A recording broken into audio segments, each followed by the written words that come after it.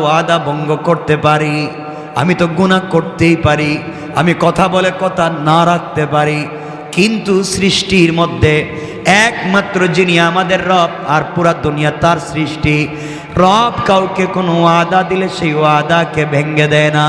আল্লাহ, জান্নাত কত সুন্দর দেখা যায়, তোমার কাছে আমি জান্নাত চাই না, জান্নাতে বসবাস করার কথাও বলি না, আমাকে একটাবার জান্নাতের ভিতরে দেখবার সুযোগ দাও, আমি জান্নাতের ভিতরে যাব, জান্নাত দেখে কথা দিলাম, ওয়াদা দিলাম বের হয়ে আসবো, যদি বের না হতে চাই আপনি ঘাট ধরে আমাকে বের করে দিবেন, আমাকে একটাবার ভিতরে ঢুকবার সুযোগ দেন।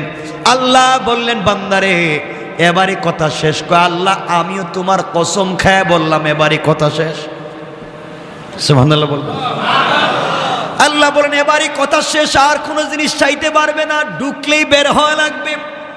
বান্দা বলছে, আল্লাহ আমিও কথা দিলাম, এবার কথা বলা শেষ, আর কোনো দিন চাইব না।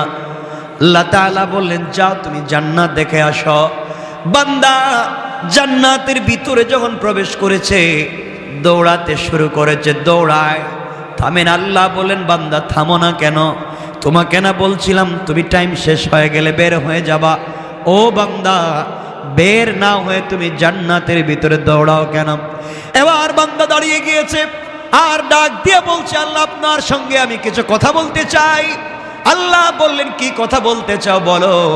আল্লাহ তাআলার কাছে বান্দা বলছে, আল্লাহ আপনার কাছে আমি জানতে চাই, আপনি যদি কাউকে কোনো জিনিস দান করেন তাহলে আপনি কি কোনোদিন ফিরিয়ে নিতে পারেন? আপনার কি কোনো জিনিসের কমতি আছে নাকি? আপনি কি এমন আল্লাহ, আপনি কি কাউকে কিছু দিলে ফিরে আনেন? দুনিয়ার মানুষ কিছু দিলে ফিরিয়ে নিতে পারে, খোঁটা দিতে পারে, আপনি তো এমন আল্লাহ না, কাউকে কোনো জিনিস দিলে ফিরিয়ে নিতে পারেন না। আপনি কোরআনে কারিমের ভিতরে বলেছেন, কাউকে যদি আপনি জান্নাতে প্রবেশ করান আর জীবনে বের করবেন না, আমাকে যেহেতু ঢুকাইয়া দিয়েছেন, আপনি কেমনে আমাকে বের করতে চান? তাহলে তো ওয়াদা ঠিক থাকবে না। আল্লাহ রাব্বুল ইজ্জতুল জালালের রহমতের সাগরে জোশ উঠে গিয়েছে। আল্লাহ বললেন, বান্দা তোমাকে বের করতে চাই না, তুমি বলো কেমন জান্নাত চাও, যেই জান্নাত চোখে দেখা যায় তার চাইতে 10 গুণ বড় জান্নাত তোমাকে দিতে চাই। আমি বুঝাতে চাইলাম, দুনিয়ার জমিনে আপনি যত অন্যায় করেন না, ফরমানি করেন, রব চাইলে ক্ষমা করে দিয়ে জান্নাত দিতে পারে। কিন্তু আল্লাহ বলেছেন, বান্দা 2টা গুনাহ যদি কোনোভাবে করো আমি ক্ষমা করব না। 2 গুনাহ করলে আল্লাহ তাআলা বলেছেন ক্ষমা করবেন না, বাকি সব তিনি ক্ষমা করে দিতে পারেন।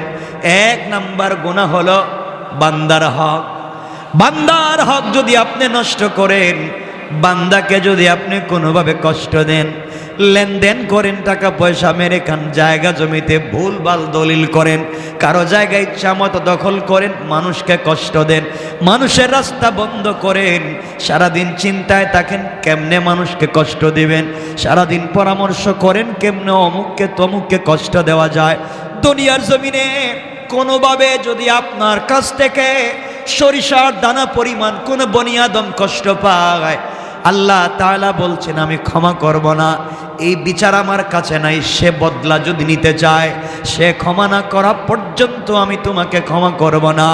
ও বান্দা, তুমি যদি 1000 কোটি টাকা দান করো, শত শত মসজিদ বানাইয়া দেও, 1000 বার আমার ঘর তওয়াফ করতে যাও, আর সরিষার দানে পরিমাণ বান্দার হক থাকে, আমি কিন্তু ক্ষমা করতে পারবো না। সুতরাং দুনিয়ার জমিন থেকে জান্নাত পর্যন্ত যেতে হলে 1 নম্বরে বান্দার হক থেকে নিজেকে বাঁচিয়ে রাখতে হবে। কথা বলেন না কেন?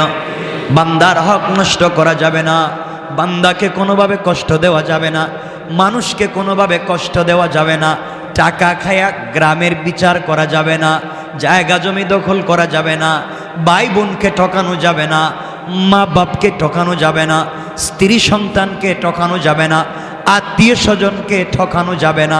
যার যে হক আছে হক আপনি পৌঁছে দিবেন। কারো উপকার করতে না পারেন, ক্ষতি করতে যাবেন না, কারণ বান্দা আল্লাহ তাআলা বলে দিয়েছেন, বান্দার যখন হক নষ্ট করা হয়, যে হক নষ্ট করে তার নাম জালেম, যার হক নষ্ট হয় তার নাম মাজলুম। আর আল্লাহ রাব্বুল ইজ্জত ওয়াল জালাল বলে দিয়েছেন, কিয়ামতের দিন কোন জালেমের দিকে আমি তাকাবো না, কোন জালেমের কথাও শুনবো না, আর মাজলুম যে হবে তার হিসাব নিব না, বিনা হিসাবে জান্নাত দিতে চাই। সুবহানাল্লাহ, জোরে বলেন। এই জন্য দুনিয়ার জমিনে চলার পথে আমরা যদি ঠকে যাই, কেউ যদি আমাদেরকে কষ্ট দিয়ে থাকে, আমাদের হক নষ্ট করে থাকে, আমাদের জায়গা জমি দখল করে থাকে, আমাদের টাকা পয়সা মেরে খেয়ে থাকে, আমাদেরকে কষ্ট দিয়ে থাকে, সুযোগ থাকলে ক্ষমা করে দিবেন, হয়তো আল্লাহ আপনাকে বড় করে দিবেন। কিয়ামতের দিন হয়তো আপনি তাকে ক্ষমা করবেন না। আপনাকে যদি কেউ কষ্ট দেয় আর আপনি যদি মাজলুম হয়ে যান, গভীর রাত্রে হাত উঠে চুপ থেকে পানি ছেড়ে দেন। আল্লাহ রাব্বুল ইজ্জত ওয়াল জালাল বলেছেন, কোন জিনিস দিয়া আমার তখত তৌসকে, আমার আরশে আজিমকে কাঁপানো যায় না, কিন্তু মাজলুমের চোখ থেকে এক ফোঁটা পানি পড়ে গেলে আমার পুরা আরশ যেন কেঁপে যায়।